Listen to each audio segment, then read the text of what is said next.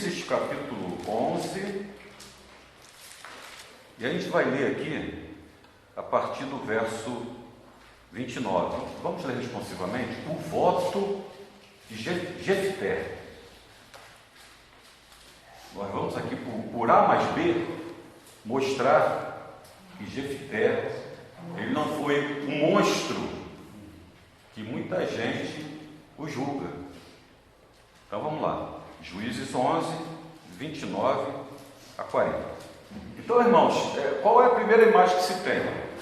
De que Jefté cumpriu o voto dele e ofereceu a filha dele como holocausto ao Senhor. E o que era um holocausto? Era um sacrifício.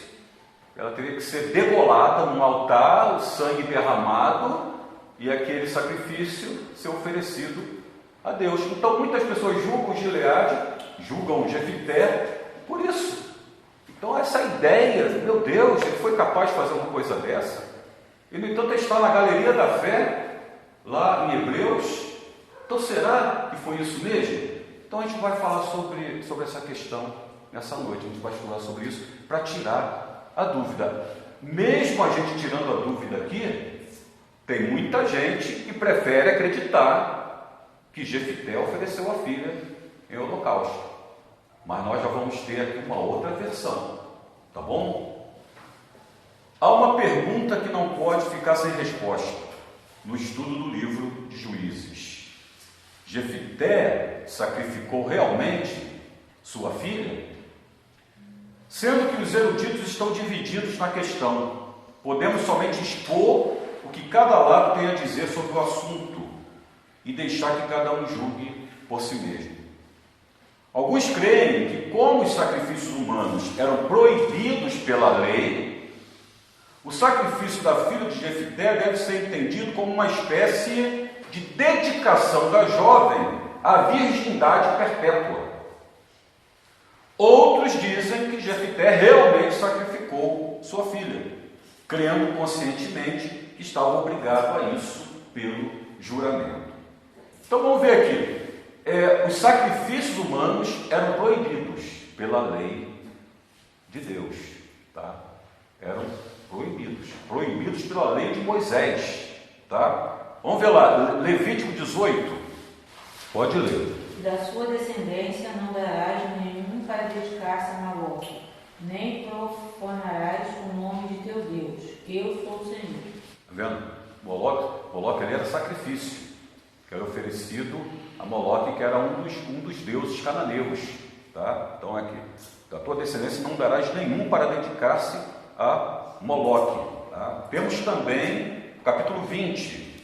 Disse mais o Senhor a Moisés: também dirás aos filhos de Israel: qualquer dos filhos de Israel ou dos estrangeiros que peregrinaram em Israel, que der de seus filhos a Moloque, será morto. O povo da terra o apedrejará. Voltar-me-ei contra este homem e o eliminarei no meio do seu povo, porquanto deu de seus filhos a Moloque, contaminando assim o meu santuário e profanando o meu santo nome.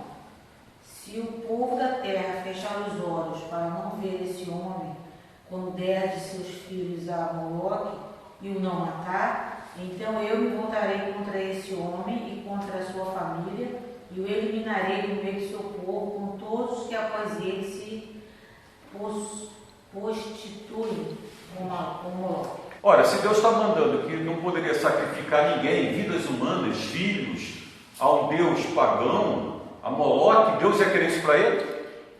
Então está dizendo, quem fizer isso será morto. Então era contra isso. Inclusive houve um rei de Israel que fez isso.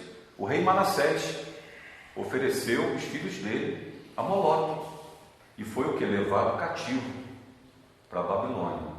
Depois Deus teve misericórdia dele, ele voltou, depois ele até se arrepende, se converte, mas ele ofereceu os filhos a Moloque. Tá? Então o sacrifício da filha de Jefté, nesse caso, ele deve ser entendido de outra maneira. Não como sacrifício de holocausto, de ser morta num altar e oferecer seu sangue a Deus, se Deus condenava essa prática. Vamos ver, Juízes 11, versículo 38, quando a filha pede para ir chorar a sua virgindade. Versículo 38, consentiu ele, vai, e deixou aí por 2 meses, então se foi ela com as suas companheiras e chorou a sua virgindade pelos montes. 39, ao fim dos 2 meses tornou ela para seu pai, o qual lhe fez segundo o voto por ele proferido. Assim, ela jamais foi possuída por varão. Então vejam aí, que a tônica qual é? É o martírio que ela ia sofrer? Essa foi a tônica aqui do que nós lemos? Não, né? Qual foi a tônica aqui? A virgindade dela. A virgindade dela. Lemos 2 versículos aqui que fala que ela foi chorar a sua virgindade pelos montes e o voto que Jefté fez foi cumprido e ela assim jamais foi possuída por varão. Veja que a tônica foi aí. Tá? Ela foi chorar o quê? Ela não foi chorar que ia morrer. Foi isso que ela fez lá nos montes com as amigas? Ela foi chorar que ela não poderia casar, não poderia gerar filhos. Então o sentido aí é que deve ser entendido, é uma espécie de dedicação da jovem à virgindade perpétua. Agora, aqueles que acham que aquele juramento foi para um holocausto de verdade, eles pegam ao pé da letra a palavra holocausto sem lembrar que havia um resgate. Havia um resgate para um holocausto humano. Havia um resgate. Nós vamos ler mais um pouco aqui para vocês entenderem melhor. Encontramos a narrativa desse voto de Jefté, aí no capítulo 11 de Juízes, no versículo 29 a 40. Ele foi o 9º juiz de Israel, residente em Tobi, um distrito da Síria, no ano 1100 a.C., aproximadamente. Jefté está mencionado na carta aos Hebreus como um dos heróis da fé. Procura aí, o diácono Eric, Hebreus 11, versículo 32, está lá como herói da fé. Ele foi um dedicado líder nas guerras contra os amonitas, que assim como os moabitas eram descendentes de Ló, que moravam a leste do rio Jordão, à direita do rio Jordão. Homem de grande coragem e sempre disposto a defender os fracos e perdoar os errados, apesar de ser um filho ilegítimo de Gileade. Sabia que ele era filho de uma prostituta? Jefté era filho de uma prostituta e Deus o escolheu para ser juiz em Israel e derrotar os amonitas. E aí tem essa história desse voto que ele fez. Nós vemos aqui no início do capítulo 11, Jefté livra os israelitas. Era então Jefté o gileadita, homem valente, porém filho de uma prostituta. Gileade gerara a Jefté. O dilema em consideração é determinar, segundo os versículos 29 a 31, que nós lemos, a natureza do sacrifício que o seu voto envolveu. Se realmente imolou sua filha como holocausto, ou se apenas tratou-se de outro tipo de sacrifício. Consideremos, pois, antes de qualquer opinião, pontos importantes sobre esse assunto em pauta, para a gente chegar a uma conclusão mais razoável. Leia aí, Eric, Hebreus 11, 32. E que mais direi? Certamente me faltará o tempo necessário para referir o que há a respeito de Gideão, de Baraque, de Sansão, de Jefté, de Davi, de Samuel e dos profetas. Olha aí, Jefté está incluído aí no meio dos heróis da fé. Davi, Sansão, Gideão. E tem outros aí, fala de Moisés antes, fala de Abraão. Ele está incluído ali, na galeria dos heróis da fé. Então pensem bem, pense comigo. Daria para entender Deus, a palavra de Deus, inspirada pelo Espírito Santo, colocar Jefté ali na galeria dos heróis da fé, sendo que ele imolou a própria filha dele, sacrificou a própria filha dele no altar. Isso não iria manchar a figura dele? Quando na lei de Moisés condena sacrifício de vidas humanas, seria isso razoável? Encontramos uma explicação cabível de Levítico 27, de 1 a 7. Vamos lá, Levítico 27. Então, esse texto, o Senhor prescreve o preço pelo qual tanto varões como fêmeas que foram devotados ao Senhor poderiam ser redimidos através do ciclo do santuário. Esses ciclos eram os chamados ciclos do santuário. Era um dinheiro que era usado nos rituais sagrados. Por exemplo, na compra de animais para o sacrifício, eram chamados ciclos do santuário. O varão de 20 a 60 anos seria redimido por 50 ciclos de prata, a fêmea por 30 ciclos. De 5 a 20 anos, o varão seria redimido por 20 ciclos e a fêmea por 10. Portanto, restava a Jefité este recurso: pagar uma soma relativamente modesta pelo resgate de sua filha. Olha aí. Assim como está na lei de que Deus não permitiu o sacrifício de vidas humanas a deuses, muito menos a ele, e quem fizesse isso seria morto, também estava na lei o resgate, dinheiro de resgate. Então, o primogênito, o que a Bíblia diz? Que o primogênito era do Senhor, mas o primogênito homem era resgatado com os ciclos do santuário. Tá bom? Era pago o resgate. Encontramos também Êxodo 13. Êxodo 13 também fala disso. Consagração dos primogênitos. Olha, os 2 primeiros versículos. Disse o Senhor a Moisés: consagra-me todo primogênito, todo que abre a madre de sua mãe entre os filhos de Israel, tanto de homens como de animais, é meu. Vocês entenderam? Perceberam aí? Todo primogênito era considerado do Senhor, tanto de homens como de animais. Só que de homens havia um resgate. Porque senão, vocês já pensaram? A matança que seria em Israel? Toda hora ele está sacrificando alguém lá em Israel, porque toda hora tinha um filho primogênito, toda hora nascia um filho primogênito. Então ia ter carnificina de vidas humanas toda hora, vidas oferecidas no altar do Senhor. Então, quer dizer, a Bíblia é bem clara.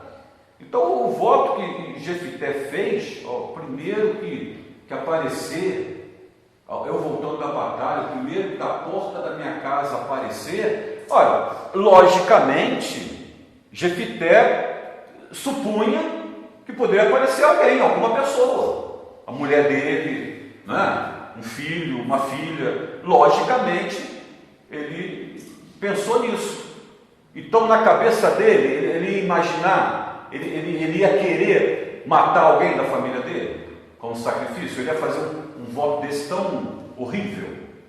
Então, logicamente, se fosse uma vida humana, haveria um resgate. Então, restava a Jefité esse recurso: pagar uma soma relativamente modesta pelo resgate da sua filha. Em Êxodo 13, encontramos também essa consagração e o resgate dos primogênitos, por meio de sacrifícios de animais substitutos. Animais substitutos. A filha de Jefité era a filha única. Então eu falei aqui, um filho, né? Na verdade ela era filha única. Ela era filha única, então ela era o quê? Unigênita e primogênita. Ela era unigênita e primogênita. Lembremos também do exemplo da história de Samuel. Ele foi o primogênito de quem? De sua mãe, Ana, que o consagrou ao Senhor. Não foi? Ela era estéril e ela fez um voto ali. Ela estava até o Eli, né, o sacerdote ali, achava que ela estava meio embriagada e tal. Ela estava balbuciando, né? E ela fez um voto ao Senhor. E se ela gerasse, o primeiro seria do Senhor. E Samuel foi sacrificado? Não. Ela dedicou o seu primeiro filho a Deus. Tanto que ela entregou a quem? A Eli. E ele ficava sempre ali no templo, né? Com Eli. Ela o entregou ao Senhor, consagrou ao Senhor. Dessarte, tudo indica que Jefité não imolou sua filha, mas simplesmente a consagrou ao Senhor em virgindade perpétua. Estão agora pegando? Olha aí, tudo aí a favor de Jefité, né?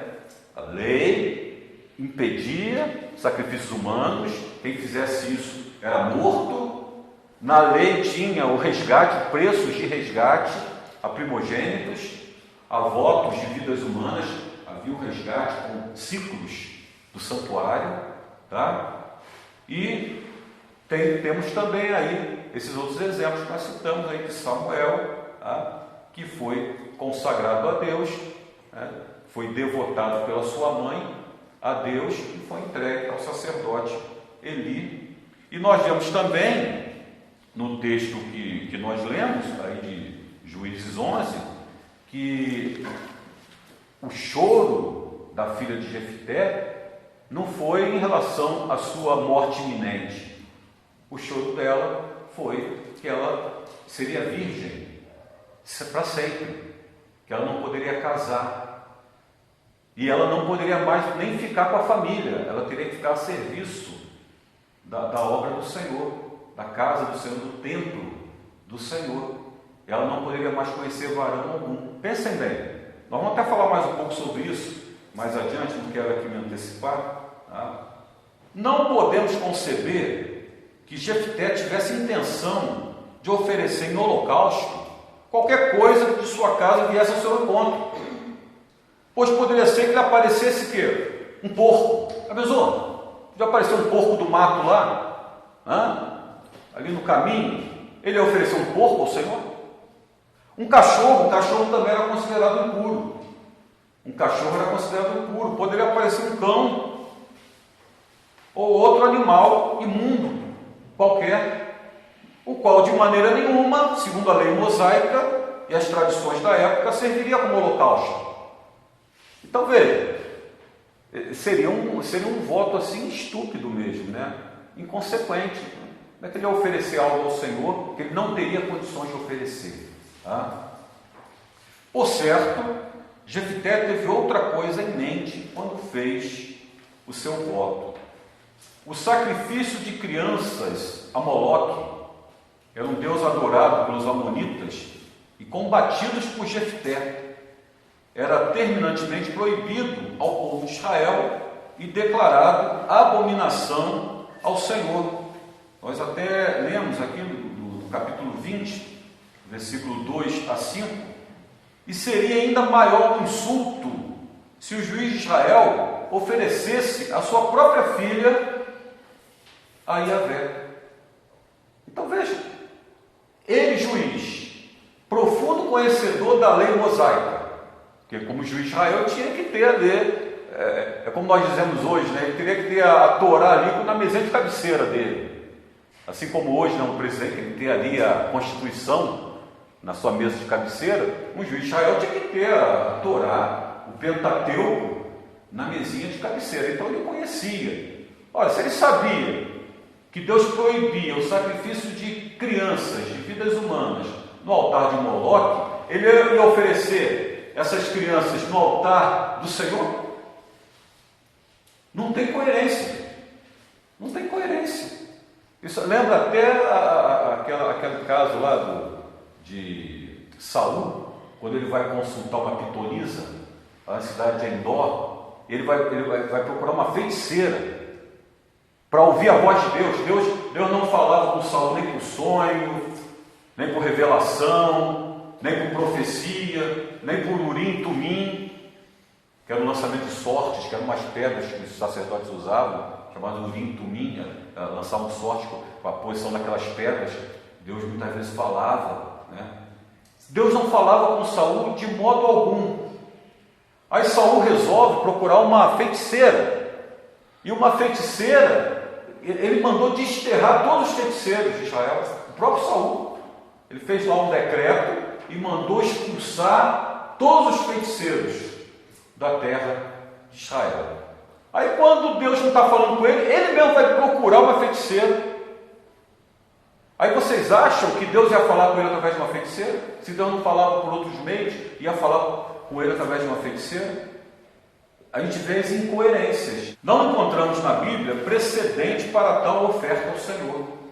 Pelo contrário, os reis que promoviam a queima dos filhos a Moloque eram duramente castigados por Deus. Citamos aí Manassés, que por meio desse ato abominável foi levado cativo, onde sofreu muito. Vamos ver lá, 2 Crônicas 33. Lê aí, Viviane, versículos 1 e 2, reinado de Manassés. Tinha Manassés 12 anos de idade quando começou a reinar, e 55 anos reinou em Jerusalém. Fez o que era mal perante o Senhor, segundo as abominações dos gentios, que o Senhor expulsara de suas possessões de diante dos filhos de Israel. Agora lê o versículo 6, aqui é o direto ao assunto. Queimou seus filhos como oferta no vale do filho de Inom. Adivinhava pelas nuvens, era agoureiro, praticava feitiçarias, tratava com necromantes e feiticeiros, e prosseguiu em fazer o que era mal perante o Senhor, para provocar a ira. Então vejam, aí, queimou os filhos dele no vale de Inom, que depois virou o vale ali de Geena, né? O vale de Geena, os filhos de Inom, que aquele vale virou até símbolo do próprio inferno. Jesus cita aquele vale onde o fogo não se apagava como símbolo do próprio inferno. Geena vem de Geinom, filhos de Inom. Vale de Geena, de Geinom, filhos de Inom. Então vejam, esse rei aí foi até condenado por Deus, porque praticava feitiçaria e ofereceu os filhos dele a deuses estranhos, né? Nenhum pai, a Bíblia também diz que nenhum pai tinha autoridade para matar seu filho, muito menos em sacrifício. Isso está em Provérbios 19, vamos ler lá, Provérbios 19, 18. Castiga teu filho enquanto há esperança, mas não te excedas a ponto de matá-lo. E nós encontramos também, aí a gente não vai ler que é um texto mais longo, em 1 Samuel 14, 24 a 45, fala sobre esse mesmo assunto, que ninguém poderia fazer justiça com as próprias mãos, tirar a vida de ninguém, muito menos os pais tirarem a vida de um filho, tá? Isso era abominável aos olhos do Senhor. Voltando lá em Juízes 11, nosso texto base, verso 39, ele diz aí, o verso 39 diz que seu pai cumpriu nela, a filha, o seu voto que tinha votado, e ela não conheceu varão. Expressa a ideia de que a jovem foi devotada à vida celibatária.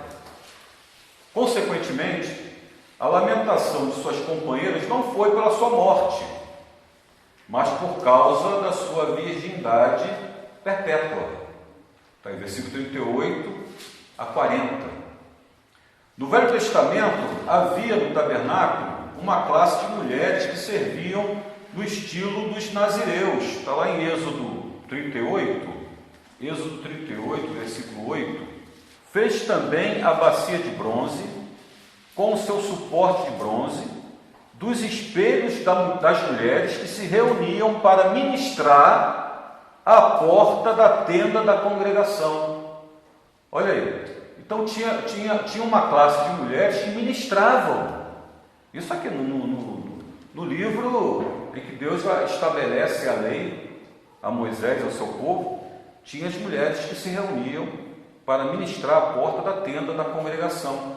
Eram chamadas mulheres no estilo dos nazireus, que se ajuntavam à porta da tenda da congregação. 1 Samuel 2,22, ele fala de novo sobre essas mulheres. Até aconteceu uma aberração aqui, né? Os filhos de Eli, que eram sacerdotes, né? Eles estavam vivendo em promiscuidade. Vocês sabem disso, né? Que os filhos de Eli estavam vivendo em promiscuidade e Eli não os repreendia. É o que o texto diz aqui, ó, os crimes dos filhos de Eli, que eram sacerdotes. Ele deixou rolar solto. E os filhos de Eli, que eram sacerdotes, estavam se prostituindo com essas mulheres que ministravam no templo. É o que nós vemos aí, no versículo 22, ó. Eli, vamos ver aqui. Era, porém, Eli já muito velho, e ouvia tudo quanto seus filhos faziam a todo Israel, e de como se deitavam com as mulheres que serviam à porta da tenda da congregação. Olha aí, essas mesmas mulheres que nós vimos lá em Êxodo 38:8, quando fala da bacia de bronze, né? Mulheres que se ministravam à porta da tenda da congregação, e os filhos de Eli estavam se corrompendo com aquelas mulheres. Olha aí. É claro que isso aqui foi uma coisa negativa que aconteceu, tá? Não vamos dizer que era sempre, tá? Nós citamos o caso ali da Bacia de Bronze, que as mulheres já atuavam. Nós temos também o caso lá em Lucas 2, vamos abrir lá, Lucas 2, 37, que fala aqui da profetisa Ana, né? Profetisa Ana, ela fica viúva, e depois que ela fica viúva, ela se torna uma mulher dedicada ao templo, tá? Nós vemos aqui, ó, havia uma profetisa chamada Ana, filha de Fanuel, da tribo de Azer, avançada em dias, que vivera com seu marido 7 anos, desde que se casara, e que era viúva, de 84 anos. Esta não deixava o templo, mas adorava noite e dia, em jejuns e orações. Tá? Então, depois que ela ficou viúva, ela se consagrou totalmente a Deus, ao templo. Então, havia essa classe de mulheres que viviam só para ministrar no templo, viviam ali 24 horas por dia a serviço do Senhor. Então, citamos o caso ali daquelas mulheres, lá naquele episódio ali da Bacia de Bronze, vimos esse caso aqui dos filhos de Eli, que eles acabaram se corrompendo com aquelas mulheres, que as mulheres se deixaram seduzir. Temos o caso aqui da profetisa Ana, que entrou para aquela classe de mulheres que serviam no templo. Então, certamente, a filha de Jefité, ela foi consagrada para isso, tá? Para viver ali só para servir a Deus, para ministrar no templo, para adorar o Senhor, e renunciou, né, a tudo mais na vida dela, né, inclusive casamento, a ter filhos, e era uma coisa muito difícil, né? Era uma coisa muito difícil, era uma dedicação que era um preço muito caro, né? Era um valor muito alto. Os eruditos no hebraico ainda apontam, fortalecendo essa ideia, o fato de que o vocábulo letanot, que foi vertido para o português por lamentar, realmente significa também celebrar. Celebrar. Portanto, as filhas de Israel, que anualmente celebravam o fato, não o faziam com lamentações, mas sim com cânticos de louvor ao sacrifício da filha de Jefté. Para a jovem, o voto significou a impossibilidade de cumprir-se em sua vida o desejo natural de casar-se, pois toda mulher israelita sonhava em se casar e sonhavam também em ser a mãe do Messias, porque havia aquela esperança messiânica. Então toda mulher que casava, além de satisfazer o desejo de ser mãe, ela ainda sonhava: quem sabe eu vou ser a mãe do Messias? Quem sabe eu vou ser escolhida para gerar o Messias? Então aquilo para ela acabou. Qualquer sonho para ela nesse sentido acabava. Tá? Então o voto significou a impossibilidade de cumprir-se em sua vida o desejo natural de casar-se, pois toda mulher israelita sonhava em ser mãe do Messias. Tal sonho, porém, para a filha de Jefté, jamais poderia tornar-se realidade. Entretanto, ela de bom grado e por amor aceitou esse destino. Então vejam, foi justo, né? Ela pediu ao pai: me dê 2 vezes então, para eu ir pelos montes com as minhas amigas, chorar minha virgindade. Veja que a tônica foi essa, e depois o texto diz que ela então nunca conheceu o varão, nunca se casou, né?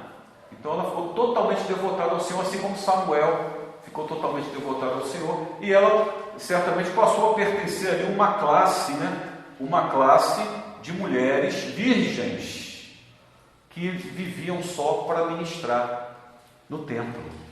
Então é compreensível o choro dela, o lamento dela, mas ela foi obediente. É compreensível o pai, quando ele chega da batalha e vê a filha saindo, ele lembra do voto dele. Ele: meu Deus, ele já sabia, eu vou entregar minha filha ao Senhor. Minha filha não vai mais poder viver comigo. A minha filha vai ficar 24 horas por dia a serviço do Senhor, no ministério, lá com os sacerdotes. Ela não vai poder ser mãe, ela não vai poder casar. Pense. A grande alegria de uma jovem era essa, né? Naquela época não tinha shopping, né? não tinha certos esportes, não tinha outras coisas, né? O sonho de uma jovem era casar, ser mãe de muitos filhos. Nós vemos isso até no Salmo 128, né? Alegre mãe de filhos, né? Alegre mãe de filhos. Ela não tinha mais isso.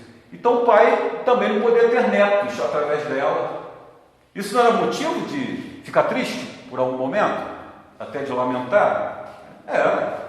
Então não era aquela questão, poxa, eu vou ter que cortar a cabeça da minha filha, vou ter que aspergir o sangue dela, que coisa horrível, né? Então a gente já está começando aqui a iluminar aqui a nossa mente, né? A aclarar as nossas ideias, para ver que não foi uma coisa assim tão terrível.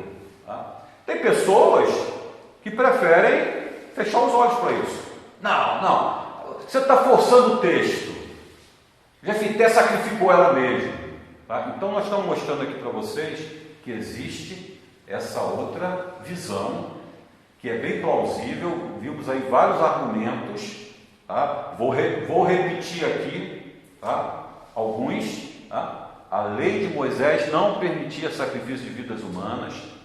Quando um primogênito era oferecido como voto ao Senhor, havia o resgate, havia como se fosse uma tabela de valores, em que aquelas vidas humanas eram resgatadas através de ciclos do santuário, ciclos de prata do santuário. Tá? Havia também precedentes, né, de situações, casos, até casos bíblicos, né, de que quem tentou fazer isso foi amaldiçoado por Deus. Né? Pagaram com a própria vida, porque, além da incoerência que nós falamos aqui, se Deus não queria que se oferecessem vidas humanas a Moloque, ou a Astarote, a Milcom, outros deuses lá cananeus, Deus ia querer para ele? Deus é incoerente? Deus diz uma coisa porque ele quer outra. Veja que quando Deus fala para Abraão, me oferece teu filho único. Vejam, Isaac também era filho único, né? Era unigênito e primogênito, primogênito e unigênito. Ela também era primogênita e era unigênita. E Deus permitiu que Abraão sacrificasse? Deus colocou a prova. Nós podemos até imaginar Abraão confuso, né? Meu Deus, espera aí. Demorou tanto a se cumprir essa promessa de vir o herdeiro. Demorou tanto. E agora Deus manda eu sacrificar meu filho. E Deus é contra o sacrifício aí de vidas aí no altar do sacrifício. Deus é contra e ele manda eu sacrificar meu filho. Imaginem a cabeça de Abraão. E na hora H, Deus desfaz aquela confusão da mente dele. E Deus manda o quê? Um animal substituto.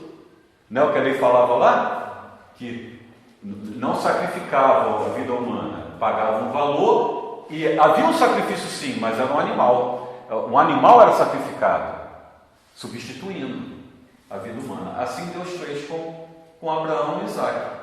Deus não permitiu e mandou um sacrifício de um animal como substituição. Então são todas essas coisas. Se nós pegarmos tudo isso, a gente vai chegar à conclusão de que não tem coerência ele ter sacrificado a própria filha, em todos esses argumentos aí que nós levantamos. Tá? Para completar aqui, pelas razões aqui apresentadas, o voto de Jefité resultou na virgindade perpétua de sua filha, e não na imolação da mesma, coisa que nos parece chocante demais. O texto de Juízes, examinado sob qualquer ponto de vista bíblico, também não comporta tal interpretação.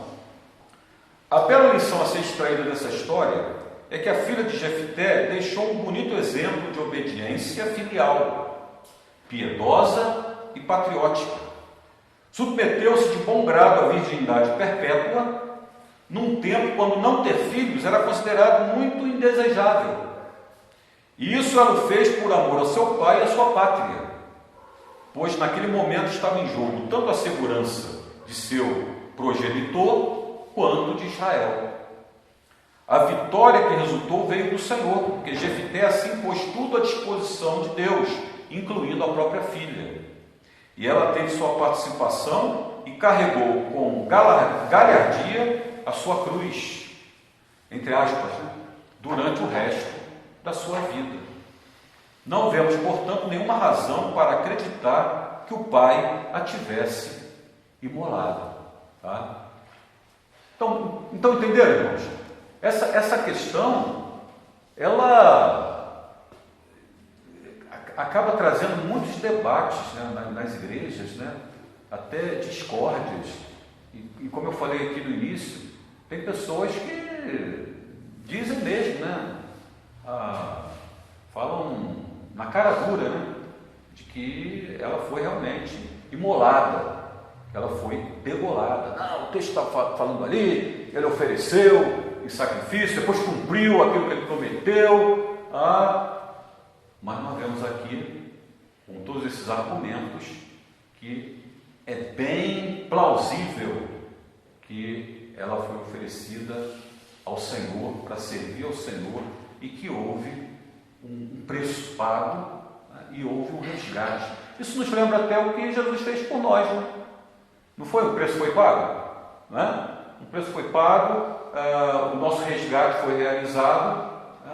Houve o quê? Um sacrifício substituto. Então, aqueles sacrifícios de substituição do Velho Testamento eram comuns, que inclusive eles apontavam para o sacrifício do Cordeiro de Deus, que tira o pecado do mundo, né? Então, eles eram comuns, porque já era uma simbologia que já falava a respeito do sacrifício do Messias em nosso lugar. Tanto que a expressão usada é de um animal, né? Ele é o Cordeiro de Deus, que é o sacrifício que tira o pecado do mundo, que nos substituiu. Tá? O preço foi pago, o resgate foi pago, o sacrifício de expiação foi realizado. Ela até, nesse sentido, até aponta também para o que Jesus realizou por nós. Então eu aceito muito bem essa outra versão e vimos aqui vários argumentos. Agora eu queria achar vários argumentos para justificar que ele sacrificou de verdade. Então não vai encontrar, porque você vai se opor a esses argumentos aqui, vai se opor à própria lei de Moisés. Mas eu espero que tenha sido assim um estudo esclarecedor, para que a gente não fique com uma opinião só e aquela opinião pior, né? Horrível, que tem pessoas que defendem aí, como eu citei aí, tá?